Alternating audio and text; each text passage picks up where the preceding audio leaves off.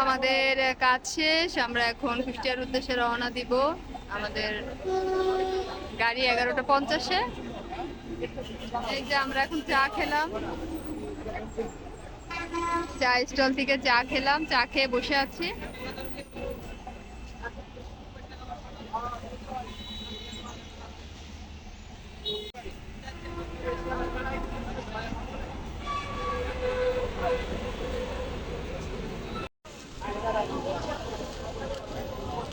জার্নির পথে যেটা প্রয়োজন হয় আমাদের, চিপস, আমসত্ব, ড্রিঙ্কস, সেগুলো আমরা নিয়ে নিলাম ব্যাগের মধ্যে।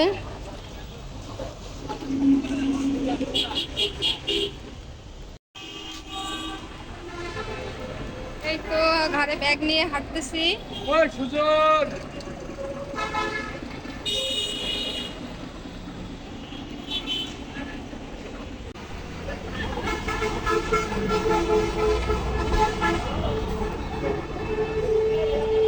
Eastern housing.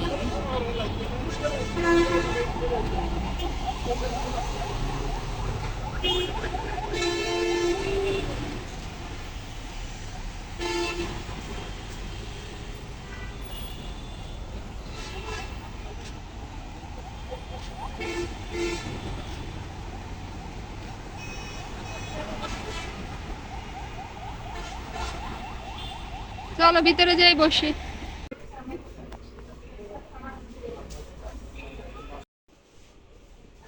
ওই জায়গা নাম্বার ওই কার কাছে আছে?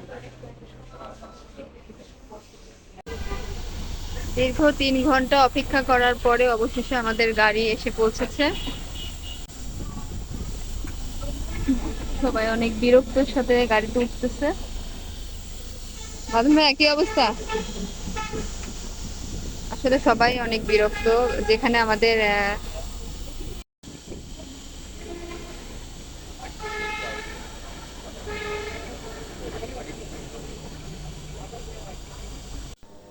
গাড়ি ছাড়ার পরপরই ঘুমিয়ে গিয়েছিলাম, কারণ দীর্ঘ 3 ঘন্টা কাউন্টারে বসে থাকার পর অনেকটা ক্লান্ত হয়ে গিয়েছিলাম। আমার গাড়িতে ঘুম আসে না খুব একটা, কিন্তু চোখ বন্ধ করে থাকতে থাকতে আসলে রাত তো একটু ঘুমিয়ে গিয়েছিলাম। হঠাৎ তাকাই দেখি ভোরের আলো ফুটে গেছে। আমাদের গাড়িটা কোথাও দাঁড়াইছিল, হয়তো বা কেউ ওয়াশরুমে যাবে, খাওয়া দাওয়া করবে, এই কারণে দাঁড়াইছিল। এই যে আবার চোখ বন্ধ করছি, কিছুক্ষণ পরে দেখি কুষ্টিয়া মজমপুরে চলে আসছে গাড়ি। আমরা আমাদের বাসায় পৌঁছে যাব কিছুক্ষণের মধ্যে, কারণ মজমপুর থেকে আমার বাসাটা একদমই কাছে।